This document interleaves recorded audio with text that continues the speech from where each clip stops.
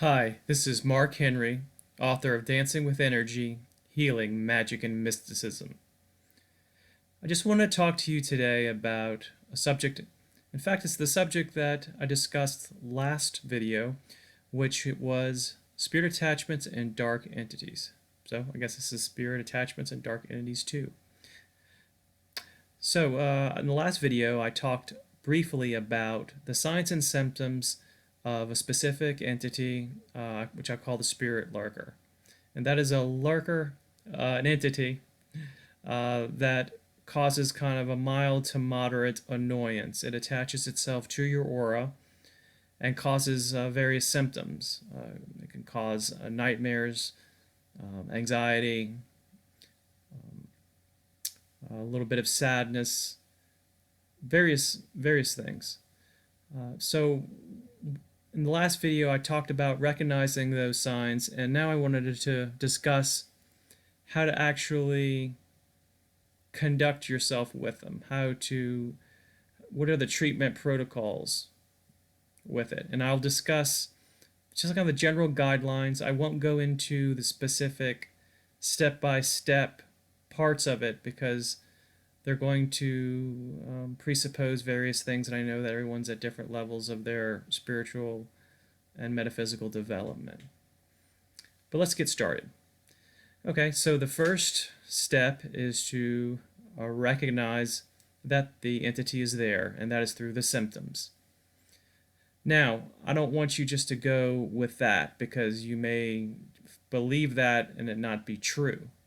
So one thing that I do sometimes when I suspect an entity and I want to get verification is that I find somebody who I can trust, maybe somebody who's a psychic, metaphysically oriented, or if you have some abilities with divination like the tarot cards or something like that, those tools can actually give some type of verification of whether you're on the right track.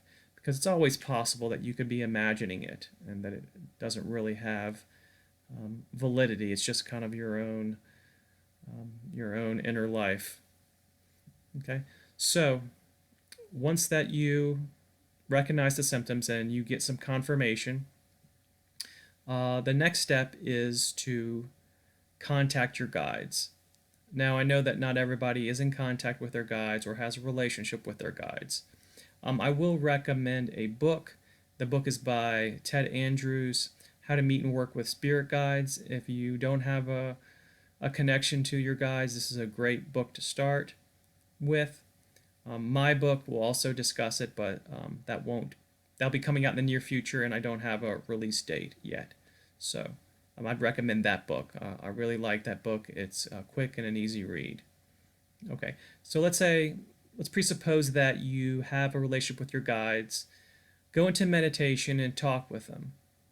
You can ask them whether you have a spirit entity attached to your aura. If they say yes, then you can request an extraction. An extraction is basically you giving them permission to release that entity. And they need your permission because they're not going to act without it. There are laws to the spiritual world where you can't have entities, especially ones that are working for your benefit, to act without your permission. It's violating free will because this is your body, this is your energy field. Okay, so you're requesting an extraction, and at that point, you are going to actually offer a courtesy. You're going to request that your guides either give the entity a choice of going into the light or to go back from whence it came. That is making sure that the entity also has free will. Now, the extraction process could take place over a number of hours. There actually is no time in the spirit world, so I'm thinking about my time, the earthly time. What I do is I sit in meditation and be still and calm for a few minutes and actually can feel almost like layers being pulled off. At some point, I actually feel like I'm being pulled in one side of my body, and that is, I suspect, the entry point of where this entity entered and where it is exiting. It's actually a kind of odd feeling. Okay, so let's say that the entity is extracted. What happens now? Well, your aura was probably damaged to begin with so that the entity could enter. So what you're going to also request is you're going to request your healing guides. Provide a healing treatment to your aura to fill in all of the holes and abrasions. That way it will be less likely that another entity will come through. Your energy field is kind of like the skin of your body. The skin of your body protects your insides from other things entering. Cuts can lead to infections, and the same sort of thing. Bad things can happen to your body. Bad things can happen to you spiritually, psychologically, when there are these imperfections in your aura.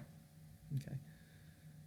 So, the entity is extracted, and now you requested a healing treatment.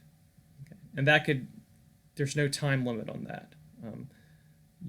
I've never had a healing guide refuse a healing treatment. It's sort of their job, and that's all part of the process. Okay, so now we talked about the protocols for the extraction,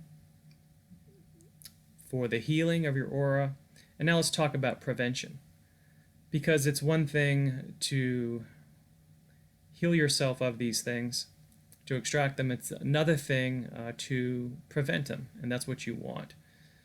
So just like the skin is part of the body and the skin will heal itself, your aura needs to be strong.